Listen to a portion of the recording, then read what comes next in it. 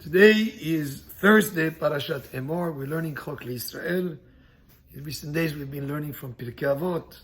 It covers a lot of ideas that have to do with Mussar.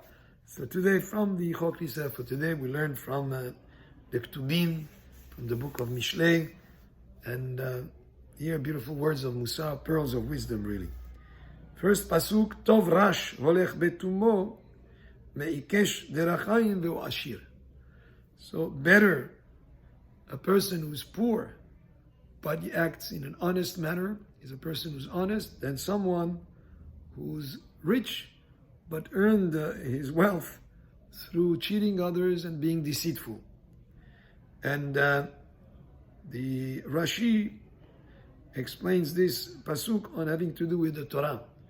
Better to be poor in knowledge of Torah, but to be good, to do good deeds. To be a person who's honest, a person who's also kind to others.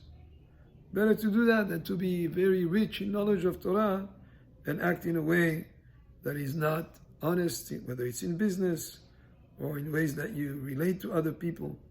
And that will be very bad because there is Chilul Hashem. There's desecration of the name of Hashem. If a person on the surface of it looks like he knows Torah, but he doesn't apply it. He doesn't act properly. But the plain meaning of the pasuk speaks about wealth in general. Better to be not wealthy but honest than to be rich and dishonest. Or you can think the pasuk also, as Rashi presents it in the way of Torah and good deeds. It's better to not have so much knowledge of Torah and to be an honest person who's kind and good with others, rather than know a lot of Torah but act in a dishonest way or do things that are not good actions in terms of your relations with others. Next pasuk, Notzer Torah ben mevin, vero'eh zolelim yachlim aviv. So it says here, a person who observes Torah, who learns and applies what he learns from the Torah, he's a person that brings honor to his father, because they say that this person must have a father who had good understanding, who educated him in a proper way. In other words, the way that the children act is a reflection of how the parents raised them. And a person who is friends with wicked and people who are empty or people who are no good, who associates with the wrong crowd, can bring a bad reputation to his parents, because people will say, what kind of education did these parents give to this child? So the way that a person acts is a reflection on the way that his parents raised him. Next pasuk, Marbe ono beneshech vetarvit lechonen dalim yekabbetzenu. So it says a person who gets rich through charging interest to fellow Jews, which is not allowed. So he thinks that he's coming ahead of the game because he's earning a lot of money based on the loans that he gave and the interest that he's collecting. But that money that he earned in an improper way eventually will go to the poor people to help the society.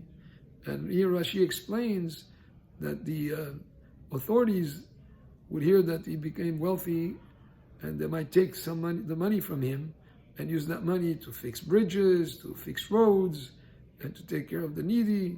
So that money that he earned in a way that is improper, eventually will be wasted. It's money that is not earned properly. Next pasuk, Mesir ozno mishemo ha-Torah gam tefilato to'eva, which means a person who doesn't want to listen to words of Torah. He has the attitude that he knows it all. I've heard already this one before, I don't need to hear it again. Such a person, his prayer is not accepted in Shamayim, because the Kadosh Baruch Hu acts with him, midah keneged midah, measure for measure. Since he doesn't want to hear the Torah, Hashem also doesn't hear his prayers. And even if, because he goes back and prays, but he doesn't want to hear words of Torah. There are situations sometimes where there's a class of Torah and a person just says, no, I know, he has the attitude that he knows it all, or he's heard it before. That creates a situation where his prayer may not be accepted as well. in Shamayim. Next pasuk. משגה ישרים בדרך רע, בשחוטו הוא ייפול, ותמימים ינחלו טוב. So it's a person who directs people in the wrong way. He puts them in the line of danger, let's say. He influences people into bad things. Such a person, eventually, he will fall into that trap himself.